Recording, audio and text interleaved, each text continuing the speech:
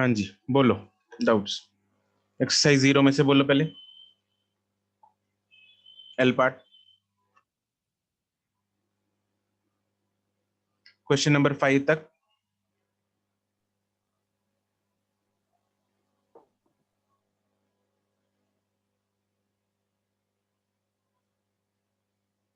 Nine तक। Sir 9th। Question number 9। Question number 9 में ना एक्चुअली अप्रोक्सीमेट फॉर्मूला लगेगा एक, तो वो अप्रोक्सीमेट फॉर्मूला एक बार कर लेते हैं। जहां पे हमने कंपाउंड माइक्रोस्कोप किया था,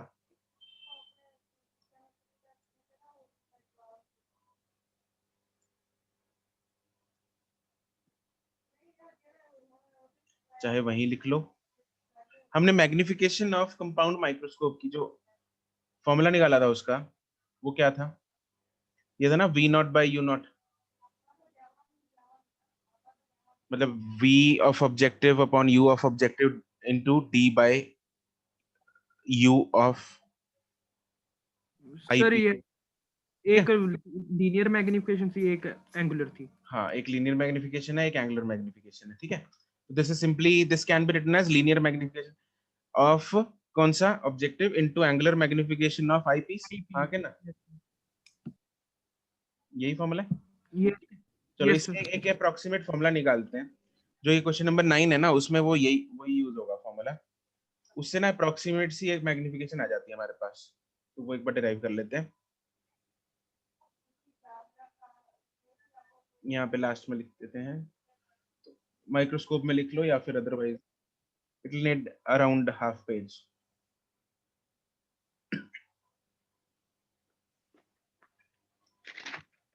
तो यहाँ तो ये तो लिख ही लो कि this is nothing but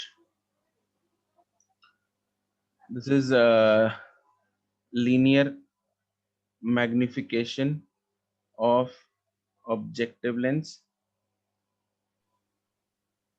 multiplied by angular magnification of। Sir कुछ लिखे आ नहीं रहा सर, क्वेश्चन वाली स्क्रीन ही आ रही है। क्वेश्चन वाली स्क्रीन आ रही है? हाँ जी सर। ओ, अभी? हाँ जी सर, आ रहा है। ठीक है, ये जो हमने फॉर्मूला लिखा था यहाँ पे, linear magnification of objective lens into angular magnification of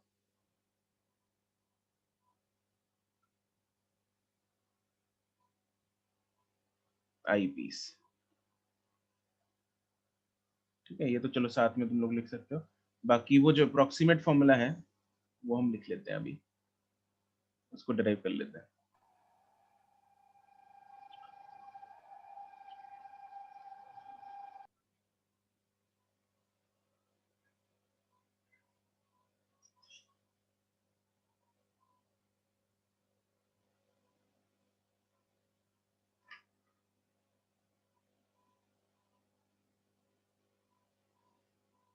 ठीक है, यहाँ तक तो हो गया।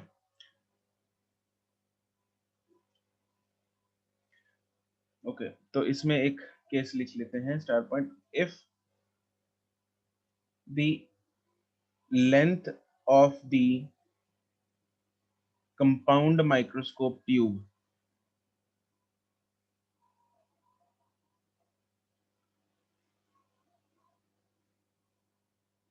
is given,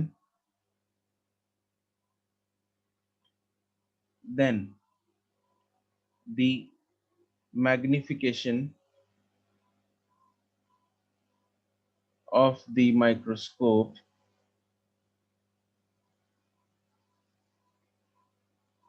is given by,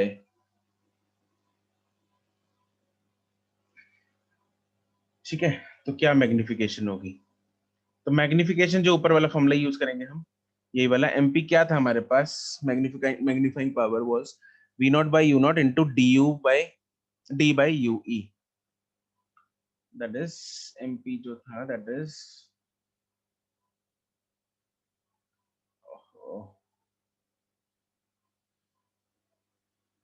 we not by U not into D upon U. D upon U तो चलो मेरे पास है चीजें, है ना। ये तो हमारे पास magnifying power D upon F ही हो जाता है एक केस में 1+d/f ही हो जाता है। लेकिन ये v0/u0 इसका क्या करें, है ना, इसकी इंफॉर्मेशन हमारे पास क्वेश्चन में नहीं है। तो इसका हम क्या करेंगे, we will use lens formula for objective lens using lens formula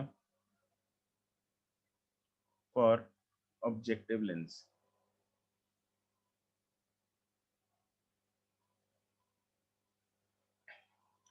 तो 1/f is equal to 1/v minus 1/u, ये फॉर्मूला है। सारी इक्वेशन को हम v से मल्टीप्लाई करेंगे तो मेरे पास आएगा v/f is equal to v/v minus v upon u, right. तो दैट देयरफॉर मतलब मेरे को चाहिए क्या, v/u चाहिए था, तो v/u जो मेरे पास है वो आ गया मेरे पास 1 माइनस v अपॉन f। और ये ऑब्जेक्टिव का है तो मैं इसको लिख सकता हूँ vo/uo is equal to 1 minus vo upon fo। Now इसकी वैल्यू मैं ऊपर डाल सकता हूँ। अब क्या है, क्योंकि ऑब्जेक्टिव की जो फोकल लेंथ है वो बहुत कम होती है, ऑब्जेक्टिव की जो फोकल लेंथ है वो बहुत कम होती है, इसकी वजह से हम ये अप्रोक्सीमेट कर सकते हैं कि जो v0/f0 टर्म है वो 1 से बहुत ज्यादा होगी, ठीक है, because f0 is very less objective. Microscope के केस में ऑब्जेक्टिव की फोकल लेंथ छोटी होती है ना,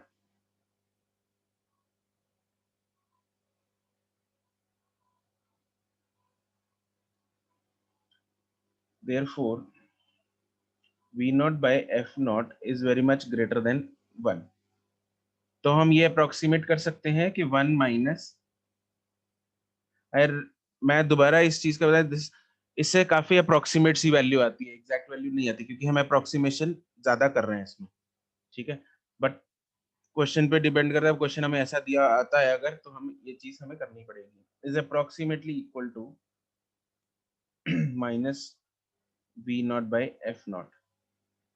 अब एक और अप्रोक्सीमेशन करनी है यहाँ पे, क्या कि ये जो v0 है, ये जो v0 है, हमें मान के चल रहे हैं कि जो इंटरमीडिएट इमेज है ना वो आईपीस के पास बनी, जिसकी वजह से जो इमेज डिस्टेंस है ऑब्जेक्टिव का वो almost length of the tube के बराबर होगा, ठीक है। तो क्योंकि ऑब्जेक्टिव इधर है, आईपीस इधर है, तो इसने जो इमेज बनाई वो यहां कहीं बनाई। तो हम बोल सकते हैं कि ये v0 जो है this is approximately equal to l। Also v0 is approximately equal to length of the tube।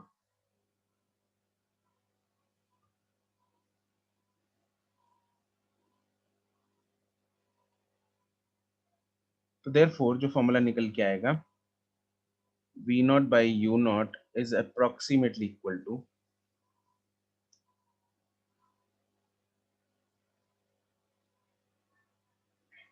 minus l/f0।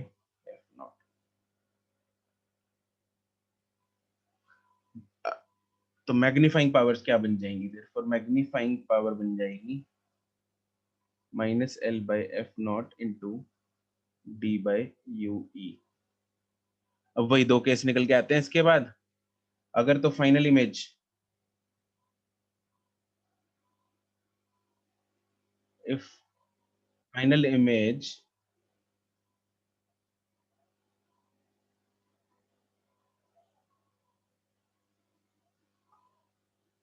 at infinity, तो उस टाइम पे एमपी क्या बन जाएगा, फाइनल इमेज अगर इन्फिनिटी पे होती है डी अपॉन एफ ही हो जाता है ये, यस सर, और अगर डी पे होती है तो क्या होता है 1 plus 1 plus d by f। 1+।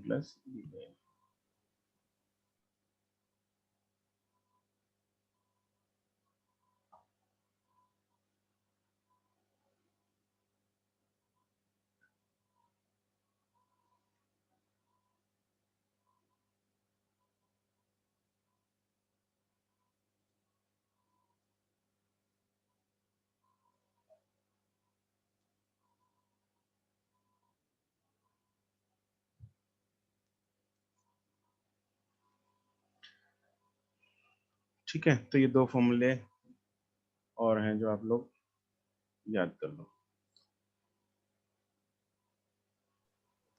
Sir B part में इंफिनिटी लिख दिया आपने।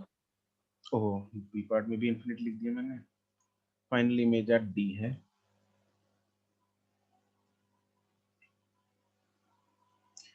अवॉइड यूजिंग दीज फॉर्मूले इन नॉर्मल कंडीशंस। अगर बाकी इंफॉर्मेशन दे रखी है तो उस केस में इन दो फॉर्मूलों को अवॉइड करो यूज करना, क्योंकि इससे सही नहीं आएगा आंसर।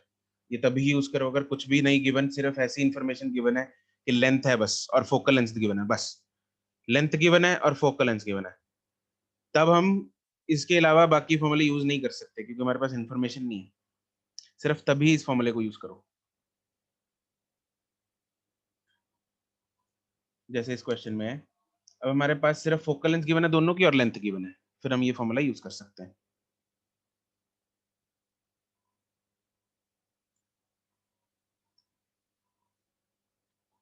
ठीक है, अब हो जाएगा 9th हाँ क्वेश्चन। जी सर।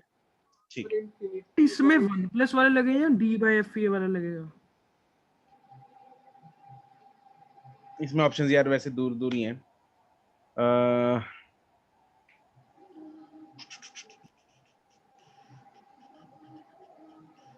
गिवन होना चाहिए था वैसे तो।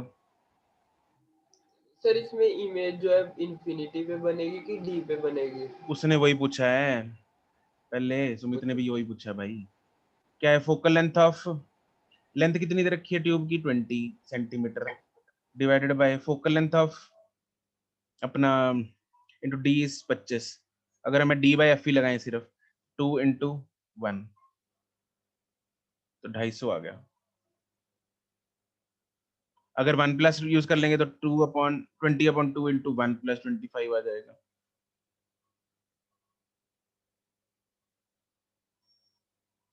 नहीं 1 D/F ही होता है ना,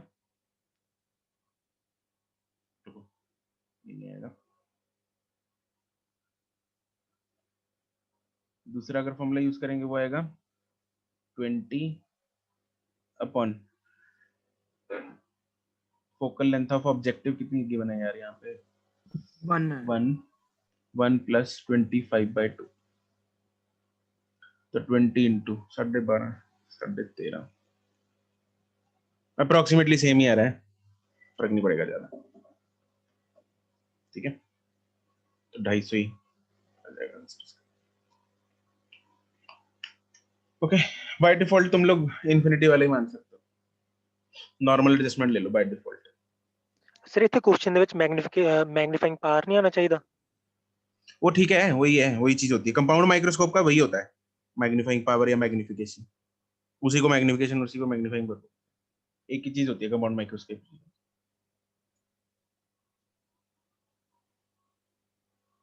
ठीक है, डन। हाँ जी सर। एक्सरसाइज 1 में पार्ट एल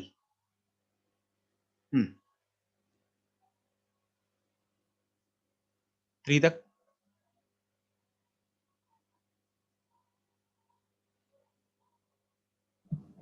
नो सर, कोई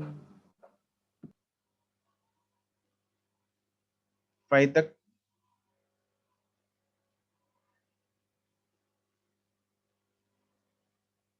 क्वेश्चन नंबर 5। यहाँ पे रिफ्लेक्टिंग टाइप टेलीस्कोप है लेकिन फॉर्मूला सेम ही लगेगा। फॉर्मूला क्या होता है टेलीस्कोप की मैग्निफिकेशन का? Focal length of objective divided by focal length of eyepiece.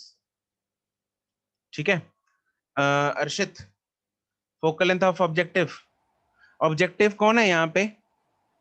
Mirror है। यहाँ पे इसका रेडियस ऑफ कर्वेचर दे रखा है अर्शित, तो इसका फोकल लेंथ कितनी होगी? 40 सेंटीमीटर। 40। आई की फोकल लेंथ रखी है आई पीस की 1.6। Okay sir.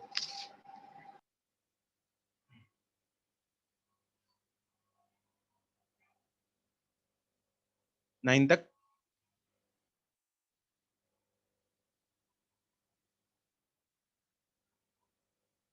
फोर्टीन तक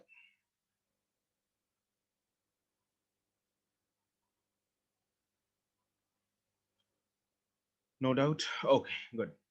13. Komal. An astronomical telescope has an angular magnification of magnitude 5 for distant objects. 5 for distant objects. मतलब ये कौन सी एडजस्टमेंट हुई?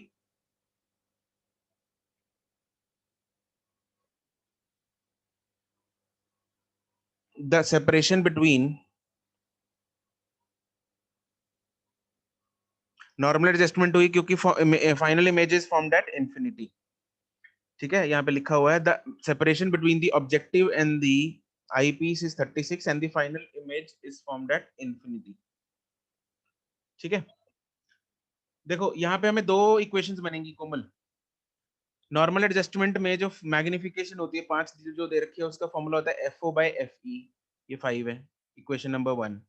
इक्वेशन नंबर 2, नॉर्मल एडजस्टमेंट में ही जो लेंथ ऑफ द ट्यूब है वो FO प्लस F. हाँ जी सर मैं इक्वेशन गलत ला ली सी. अच्छा, हुन हो जाएगा. हाँ जी. ठीक,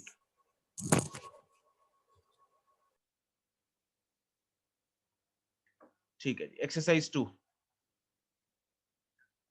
5 तक. इसमें से तुम लोगों ने मिरर्स वाले क्वेश्चंस तो छोड़ दिए होंगे, है ना? सर जो पहला भी- क्वेश्चन डाउट है सर मेरा. हाँ, लेंस जो भी है अपना रिफ्लेक्शन छोड़ दिया होगा और आई करेक्शन छोड़ दिया होगा. बाकी तो first question. Question number 1 Sumit Kumar का है. हाँ जी सर है तो इजी सर, मैं कंफ्यूज हो जा रहा हूँ, वही कंफ्यूजन दूर करनी है. Ray of white light is incident on an interface between the glass and the air from glass towards air. Denser से rarer जा रहा है, मतलब TIR हो सकती है. The angle of incidence is such that the green light just suffers TIR. मतलब critical angle पे है. मतलब जो angle of incidence है वो किसके बराबर है? ग्रीन लाइट के क्रिटिकल एंगल के बराबर है. ठीक है जी, हाँ के ना? हाँ जी sir. The ray of light emerging from glass to air contains. अब कौन कौन होगा? पूरी व्हाइट लाइट जब आ रही है, ग्रीन लाइट क्रिटिकल एंगल के बराबर है, तो अब जैसे जैसे देखो एंगल ऑफ इंसिडेंस तो सारी रेस का सेम होगा, हाँ के ना? सर इनिशियली सेम होएगा. इनिशियली मतलब वो एक ही है. एक ही रे आएगी वो तो पहले तो. एक रे आ रही है, उस वो व्हाइट लाइट की रे है, हाँ जी उसका सेम ही आएगा. सबका एंगल ऑफ इंसिडेंस तो सेम ही होएगा. हाँ जी सर वो. अब स्प्लिट मार गए ये लोग हाँ जी सारे, है यहाँ ना? पर. हाँ जी ऐसा करके कुछ है ना. ठीक है, मतलब ऐसा है कि सबका एंगल ऑफ इंसिडेंस सेम है, लेकिन ये जो एंगल ऑफ इंसिडेंस है वो सी एंगल ग्रीन के बराबर है. नाउ साइन सी हमें पता है 1/μ है. क्या मैं बोल सकता हूँ कि क्रिटिक म्यू सबका डिफरेंट है, यस सर. तो जिसकी वजह से सबका सी डिफरेंट होगा. Yes sir. जिसका अब मुझे ये बात बताओ सुमित, हाँ जी सर. ये TIR किसकी होगी जिसका angle of incidence is greater than C, हाँ जी सर सी या से बड़ा होना चाहिए. या angle of incidence is smaller than C?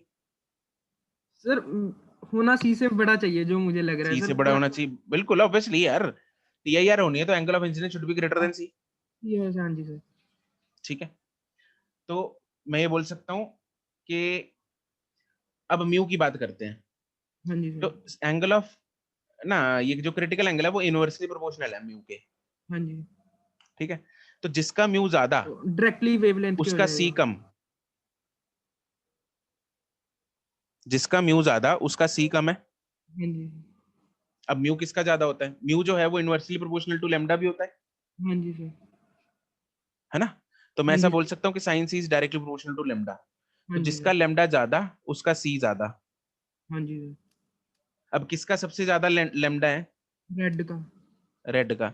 Red का सबसे ज्यादा लैम्डा, तो रेड का जो क्रिटिकल एंगल है वो सबसे ज्यादा होगा. मान लो इसका जो एंगल ऑफ इंसिडेंस है, मान लेते हैं वो 40 डिग्री है, मान लो. ग्रीन वाली का. नहीं नहीं, एंगल ऑफ इंसिडेंस रे का, अच्छा ठीक है. एंगल ऑफ रे का. इंसिडेंस बोल रहा हूँ. तो क्रिटिकल एंगल ऑफ ग्रीन भी 40 डिग्री होगा.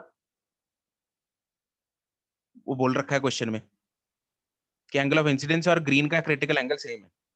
सर यही चीज नहीं मुझे समझाई सर, ये जो आपने अभी चीज अप्लाई की है. अच्छा, ये नहीं समझे. हाँ ये जी क्या नहीं समझ में आई कि देख एंगल ऑफ इंसिडेंस इतना angle of incidence is such that the green light suffers just TIR, तो इट मींस जो एंगल ऑफ इंसिडेंस है वो क्रिटिकल एंगल के बराबर है ग्रीन लाइट के। एंगल अच्छा, जितना क्रिटिकल एंगल ग्रीन लाइट का उतने एंगल पर व्हाइट लाइट फॉल हुई है। यस, अच्छा ठीक है सर, अब समझ गया अभी।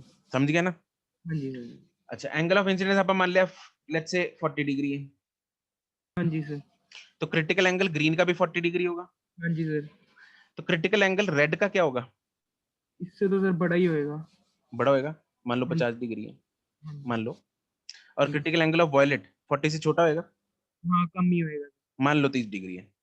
हाँ जी। ठीक है, तो कौन कौन टीआईआर, किस किस का टीआईआर होगा? ग्रीन से रेड वाल के बीच वालों का या ग्रीन से वॉयलेट के बीच वालों का? सर बड़ों वाला का नहीं होना चाहिए सर क्रिटिकल एंगल। बिल्कुल होना चाहिए। हाँ जी सर, और तो वो टी इन आई ये आर, सब ग्रीन से लेकर रेड वाले TIR कर देंगे। ये टीआईआर कर जाएंगे। हाँ जी पक्की गल है? सर, बड़े वाले TIR करेंगे सर मेरे हिसाब बड़े वाला कौन है? से। रेड वाले ही है सर बड़ा एंगल तो। उसका एंगल ऑफ क्रिटिकल एंगल बड़ा है भाई। ये गाने किसके चल रहे हैं पीछे भाई? कौन था? पता नहीं, मेरे तो नहीं चल रहे सर पीछे। तुम्हारे नहीं चल रही है अभी, कौन था ये रसोड़े में, कौन था?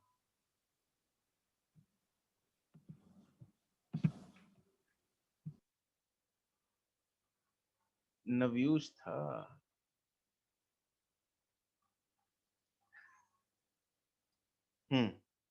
कहाँ बैठा है नव्यूज? शादी में? घर पे ही हूँ सर। अच्छा, तो घर पे ही मतलब माहौल बनाया हुआ तूने है? नहीं नहीं सर, अच्छा अरे दूसरे कमरे से आवाज आ गई, गलती से माइक ऑन हो गया ना। ठीक है। अब सुमित कुमार, हाँ जी। रेड का क्रिटिकल एंगल है 50 डिग्री, एंगल हाँ ऑफ इंसिडेंस ऑफ रेड है 40 डिग्री। क्या ये टीआईआर मारेगा या नहीं मारेगा? जी। नहीं मारेगा सर, आगे ही चले जाएगा ये। नहीं मारेगा, क्योंकि इसका angle of incidence critical angle से कम है भाई। तो कौन मारेगा? वॉयलेट वाला। क्रिटिकल एंगल ऑफ वॉयलेट कितना है? 30 डिग्री। एंगल ऑफ इंसिडेंस कितना है? 40 डिग्री। क्या ये टीआईआर मारेगा? सर मारेगा ये तो। ये मारेगा। हाँ जी तो दैट मींस ग्रीन से लेके जो वॉयलेट वाली हैं उनका angle of incidence is greater than critical angle. Why? क्योंकि उनका क्रिटिकल एंगल कम है 40 डिग्री से, इसलिए एंगल ऑफ इंसिडेंस ज्यादा हो गया 40 डिग्री से, इसलिए वो टीआईआर मार जाएंगे। क्या ये बात चमकी?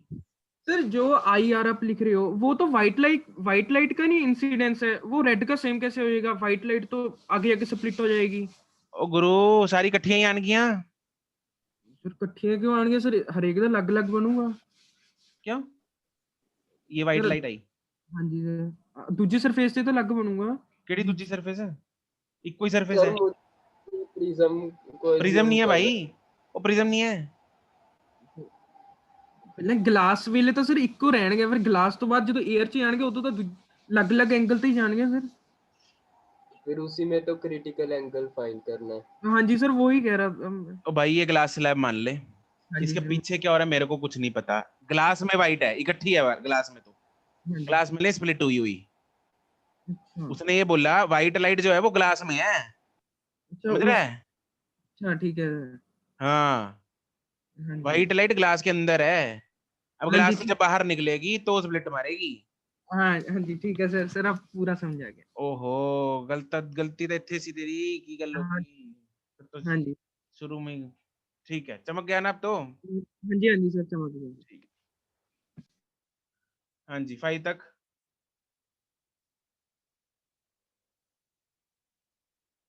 10 तक।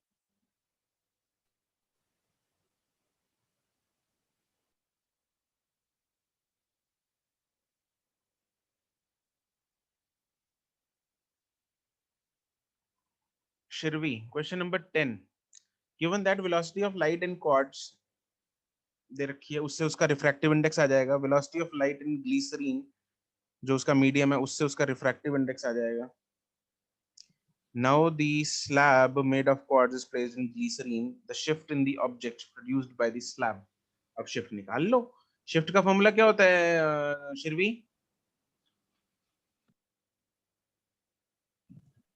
बताऊं?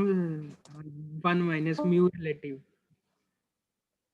1 upon one by mu relative. Mu relative. ठीक है यार सुमित, डेल्टा को बोलो जरा एक बार, किसी और डिवाइस से कनेक्ट करेगा। समवन आस्क हिम, इसको ऑडियो नहीं आ रही है। हाँ शिरवी बोलो। सर ये फॉर्मूला से आया, अजीब सी ये- वैल्यू ऑप्शन में से आया। ये फॉर्मूला यही फॉर्मूला लगाया था बट आंसर आया नहीं। अच्छा, म्यू रिलेटिव क्या होता है? सर आउटसाइड मीडियम के रिस्पेक्ट में सर, स्लैब का। शिरवी, स्लैब का with respect to out. Mu relative is, आवाज कट रही है तुम्हारी। Oh my god, oh my god, oh my god, oh my god. Mu of incident medium, मैं भी बता रहा हूं, mu of incident medium divided by mu of refracted medium. हाँ क्या ना? Yes sir. ठीक है, कहाँ गया? हाँ, तो म्यू ऑफ इंसिडेंट मीडियम, यहाँ पे इंसिडेंट ऑब्जेक्ट किस में है? ग्लिसरीन। ठीक है, इसमें ग्लिसरीन में।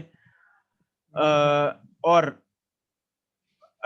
रिफ्रैक्शन किस में होगी? ग्लास में। देखो ऑब्जेक्ट, इसको पार्ट्स में करते हैं जरा। क्या इस 20 में कोई चेंज आएगा? क्या इस 20 में कोई चेंज आएगा? नहीं आएगा। इसमें कोई चेंज आएगा? इसमें ये जो भी है एक्स अमाउंट, इसमें कोई चेंज आएगा? नहीं आएगा। चेंज किस में आएगा? सिर्फ इसके कारण आएगा, सिर्फ और सिर्फ इस ग्लास स्लैब के कारण आएगा। ठीक है, तो हम यहाँ पे लगा देंगे। इसका डी कितना दे रखा है? 18। 1 माइनस 1 बाय, अब म्यू रिलेटिव कितना होगा? म्यू ऑफ ग्लिसरीन, ये ग्लिसरीन है, divided by mu of glass. Okay, yes sir. तुमने उल्टा किया क्या? यहाँ पे mu of glass divide by mu of glycerine कर दिया होगा बस, और तो क्या गलती करोगी, है ना? नहीं सर, ग्लिसरीन अपॉन ग्लास ही किया था। फिर तो यार कुछ बचा ही नहीं इसमें। तो मैंने ग्लास अपॉन ग्लिसरीन किया था। नहीं, ऊपर इंसिडेंट आएगा म्यू रिलेटिव में, नीचे रिफ्रैक्टिव आएगा। ठीक है, अच्छा वेलोसिटी, हाँ वेलोसिटी का गड़बड़ तो नहीं कर दी? वेलोसिटी निकालनी आती है यहाँ से, velocity is inversely proportional to mu, ये भी सही है। सर उसमें हो सकता है कैलकुलेशन ना वो कर दी हूँ हाँ, मैंने। चेक कर लेना, चलो। एक बार चेक कर लूंगी फिर से। क्वेश्चन नंबर 15 तक।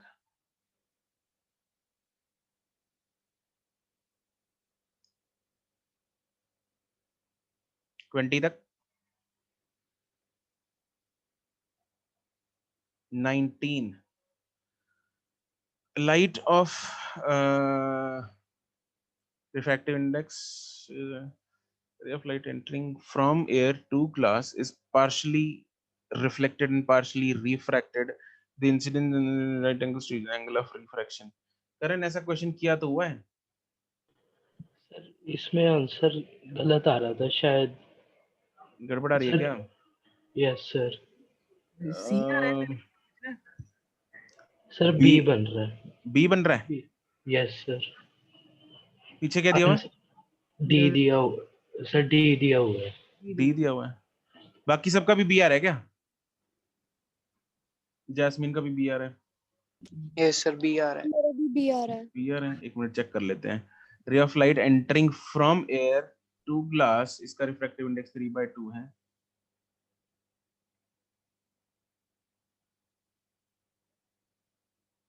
ये 90 डिग्री है, ये आई है, ये भी आई है, ये है आर, ये 90 है। सर तो 90 डिग्री सर इंसिडेंट और रिफ्लेक्टेड रे में लिखा हुआ है। If the incident and reflected rays are at right, ओहो अच्छा sorry,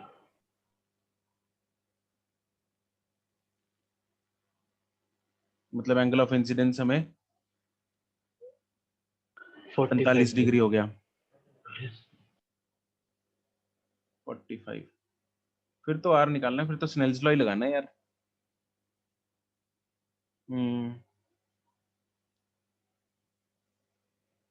3/2 is equal to 1/√2 divide by sine are.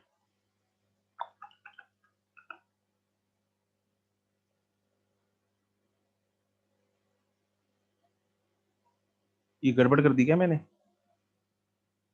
नहीं सर सही है, ऐसे ही आ रहा है। √2/3 बन जाएगा सर, बी ऑप्शन।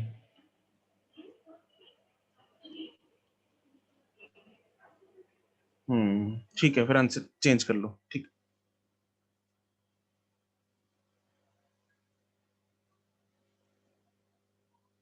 आंसर क्या दिया हुआ है इसका? डी दिया हुआ है। Yes sir. डी तो वैसे भी पॉसिबल नहीं है, यस सर, डी तो वैसे ही पॉसिबल नहीं है, 1 से बड़ा है वो। 1 से तो बड़ा हो रहा है, ये तो वैसे ही पॉसिबल नहीं है। ठीक,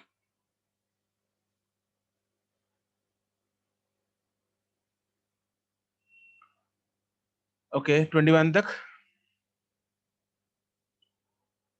सर 21 20 1 21 21 मिरर।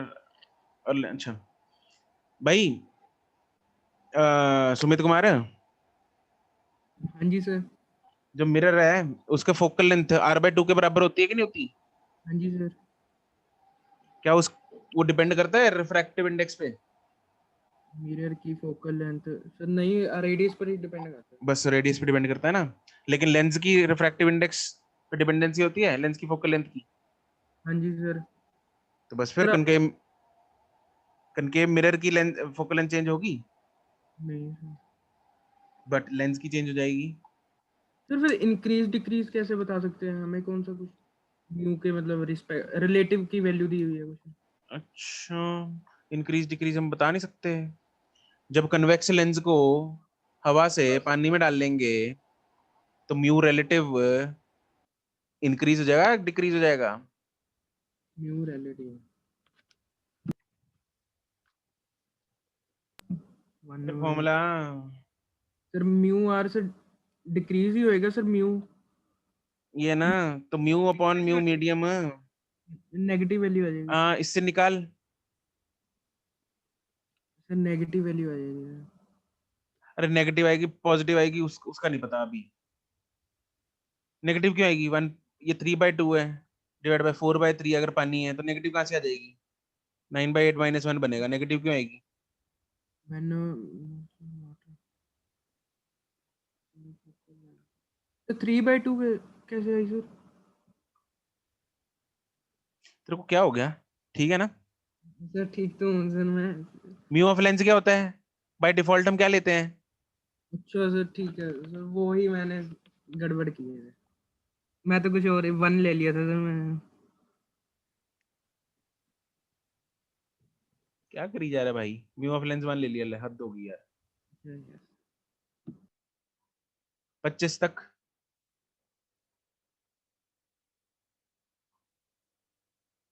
नहीं 23 नहीं है।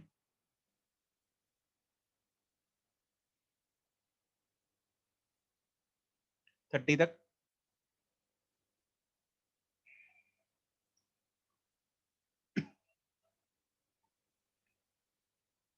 36 तक।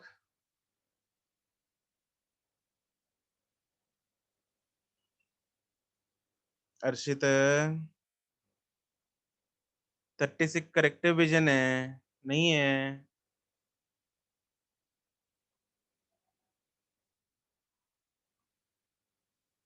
40 तक।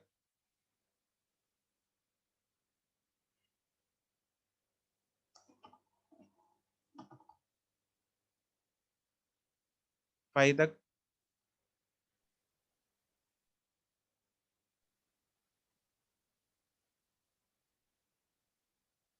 $49, 47 48 48 हाँ 47 भी है सर, दोनों ही है 7 and 48. हाँ जी sir 47. An air bubble in sphere having 4 centimeter diameter appears 1 centimeter from the surface nearest to eye when looked along the diameter. Mu दे रखा है हमें, distance of the bubble from the refracting. Actual distance. Appear वाला दे रखा है, actual पूछा है, मतलब कौन सा दे रखा है? V दे रखा है, U दे रखा है? सर एक बार क्वेश्चन समझा दो, क्वेश्चन समझ नहीं आया। Question समझ नहीं आया।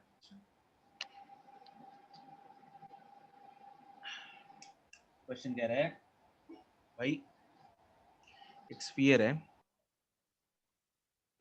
उसके अंदर एक बुलबुला है, एयर बबल, ठीक है, 4 सेंटीमीटर इसका डायमीटर है, मतलब 2 सेंटीमीटर इसका रेडियस होगा, और जो इसके अंदर बबल है डायमीटर है, किस डायमीटर है 4 centimetre?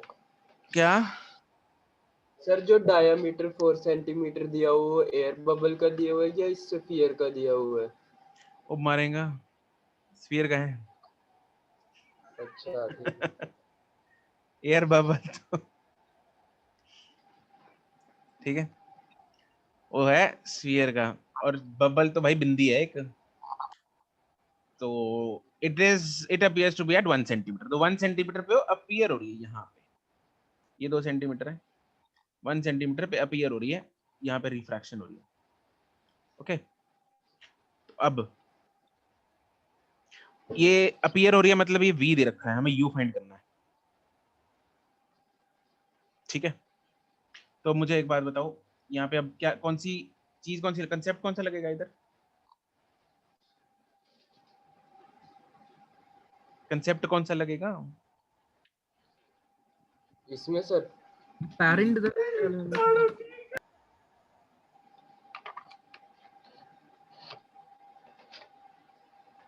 Refraction from the curved surfaces, ठीक है,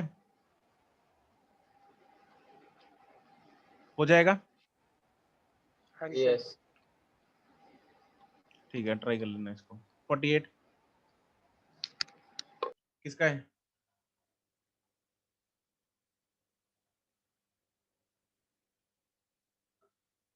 है नहीं किसी का?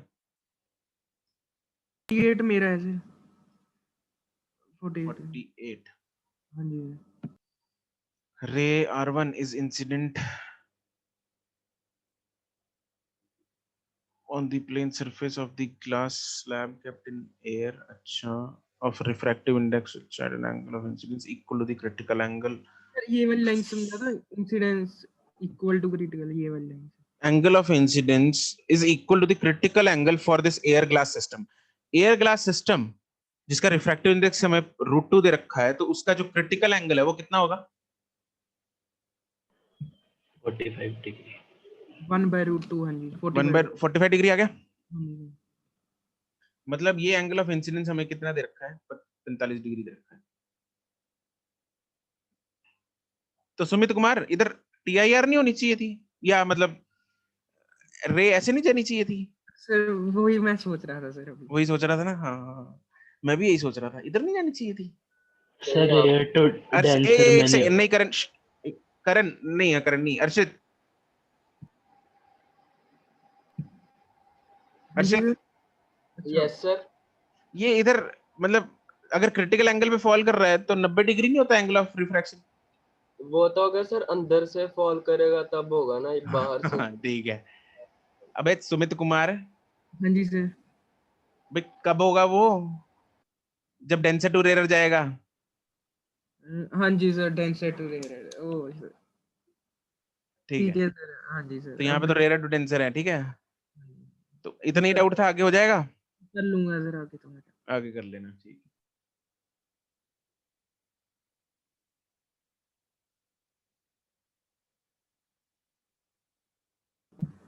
सर एक बार ही नोट्स पढ़ने वाले हैं सर अच्छे से, फिर तो आ जाएगा। अभी तो आधा तो बुड़ गया ये चैप्टर, सर पता नहीं सर कैसे हो गया सर। तो रिफ्लेक्शन थी नहीं, रिफ्लेक्शन होती तो और 55 तक, sir 52 sir 52 52. 52 How much water should be filled in a container of 21 centimeter in height so that it appears half filled of the total height of the container when viewed from the top of the container? Sir question समझा दो sir, कर हम अपने आप लेंगे। अच्छा जी, question ये है 21 सेंटीमीटर का पानी भरा हुआ है कंटेनर में। सर डायग्राम बना दो इसकी। डायग्राम तो ये है भाई, 21 सेंटीमीटर तक पानी भरा हुआ है, ठीक है। हमें ये लगे कि पानी 21 सेंटीमीटर नहीं, उससे आधा भरा हुआ है, मतलब इतना भरा हुआ है, इतनी डेप्थ लगनी चाहिए। इस डेप्थ के, ये डेप्थ एक्चुअल डेप्थ है, ये डेप्थ एपरेंट डेप्थ है। सर क्वेश्चन में जो 21 सेंटीमीटर है वो कंटेनर की हाइट नहीं दी हुई। कंटेनर ले लो यार, पूरा भर लो उसको, ले लो, ठीक है। नहीं पर वहाँ पर तो पूछे ही कितना होगी, कितना पानी भरना है। कंटेनर का जितना हाइट है उससे तो हम कम पानी How fill नहीं much करेंगे। water should be filled in the container of 21 centimeter height so that it appears?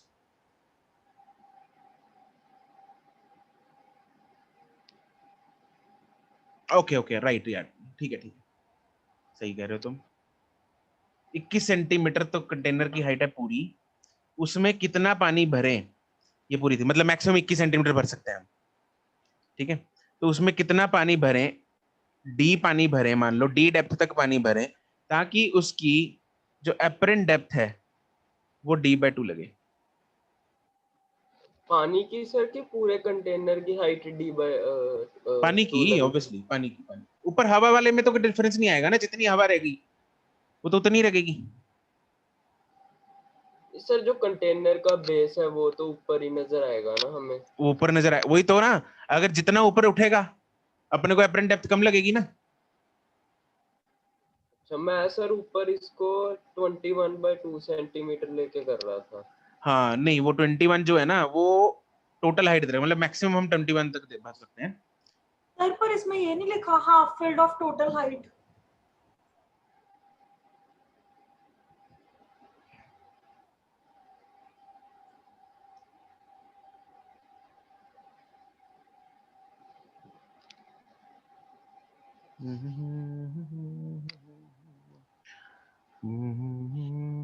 हाँ यार,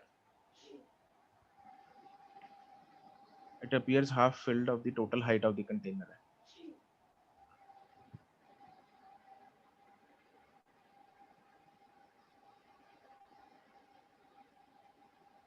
हाँ एपरेंट डेप्थ में, यू आर राइट एक्चुअली। तुमने क्या किया अर्षित?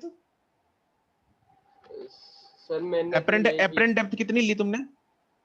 मैंने सर एपरेंट डेप्थ 21/2 ली है। अच्छा, और 21/2 अगर एपरेंट डेप्थ ली है, d dash which is d/μ, तो d डैश जो है which is d/μ 21/2 is equal to d/μ दे रखा है हमें 4/3। तो मेरे पास जो एक्चुअल डेप्थ आएगी पानी की वो आएगी 21/2 इंटू 4/3, 14 सेंटीमीटर आ जाएगी सर। ठीक है। तो 14 सेंटीमीटर पानी,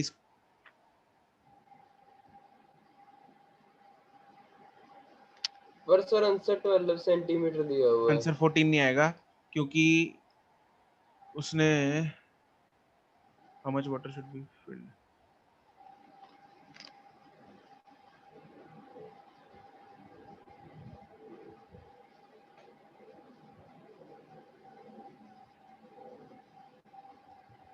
नहीं एक्चुअली ना, सपोज मान लो मैं पानी भरता हूँ d सेंटीमीटर, ठीक है, ये मेरे पास बच गया 21 माइनस d, ठीक है। अब मुझे क्या लगना चाहिए, यहाँ पे चेंज कुछ नहीं आएगा, इसमें चेंज आएगा। तो 21 माइनस d प्लस इसकी एपरेंट डेप्थ कितनी हो जाएगी, d by mu should be 21/2। ठीक है, ठीक है सर। ये क्वेश्चन बनेगी इसमें।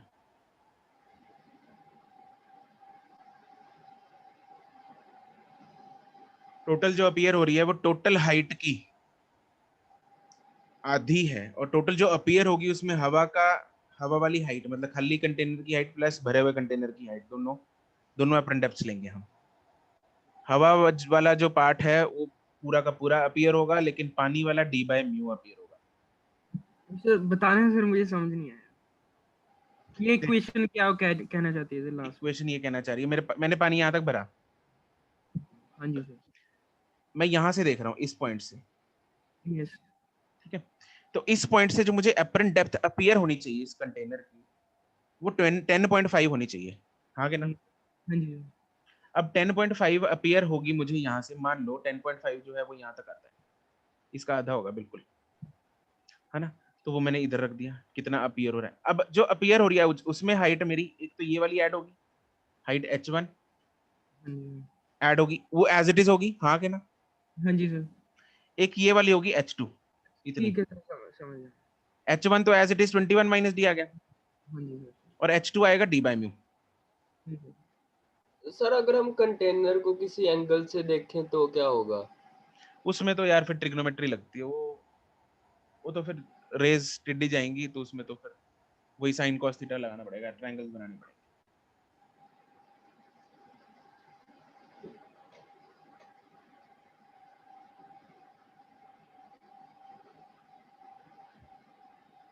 ठीक है, नेक्स्ट 60 तक।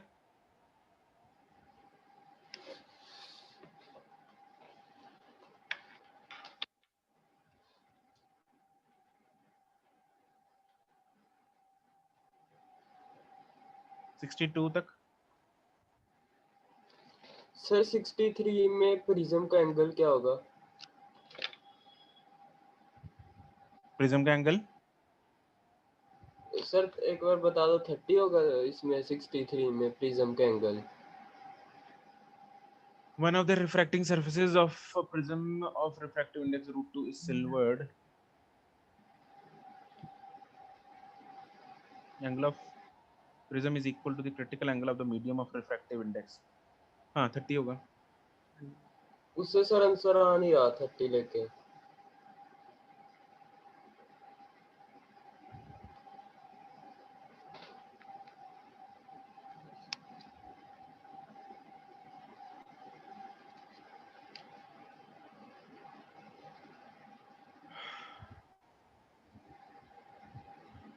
इसका रिफ्रैक्टिव इंडेक्स दे रखा है √2, एक साइड सिल्वर कर दी है, रे of light passes retraces its path, मतलब नॉर्मल इंसिडेंस होनी चाहिए इधर,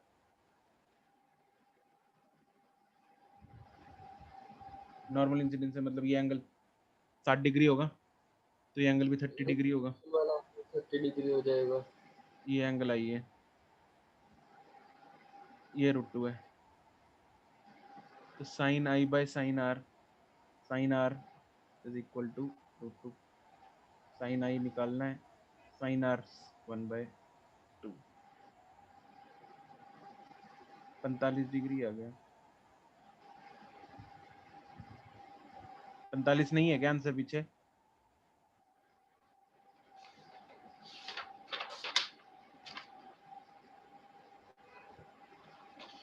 सर 45 ही है। हाँ तो बस फिर ठीक है। ठीक है सर। 65 तक।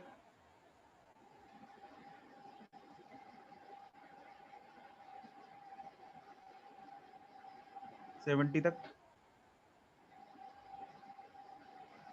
सर 68 तो नहीं करना ना? 68 68 तो करना है। मतलब होगा नहीं तो हाँ करो इसको, तो कोई नहीं, प्लेन मिरर ही है, हो जाएगा। सर इसमें जो म्यू दिया है ना उसकी जगह मेरे हिसाब से एम आना चाहिए। हाँ यार, वो ये एम की जगह म्यू होना चाहिए। वो म्यू को एम लिख रखा है।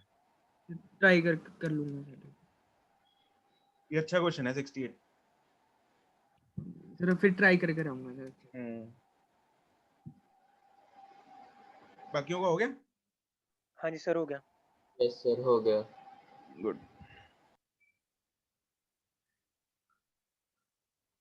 चलो डन। हाँ जी सर।